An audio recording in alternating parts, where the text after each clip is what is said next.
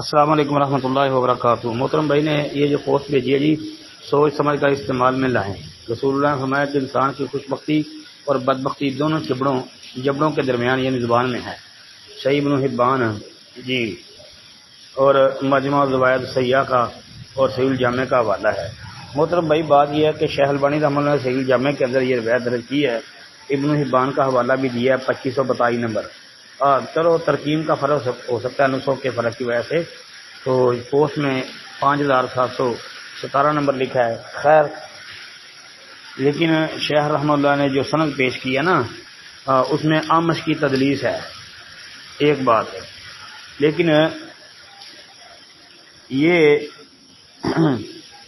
آمش کی تدلیس ہے اس روایت میں جو عدی بن حاتم والی ہے، جو یہ پوسٹ میں درج ہے، لیکن صحیح بخاری کی حدیث سے یہ مسئلہ ثابت ہوتا ہے کہ جس میں نبی علیہ السلام نے فرمایا کہ جو بندہ دو چیزوں کی ضمانت دے میں اس کو جنت کی ضمانت دیتا ہوں، اس میں ایک شرمگاہ کی اور ایک زبان کی۔ السلام علیکم ورحمۃ اللہ، وہ صحیح ہے۔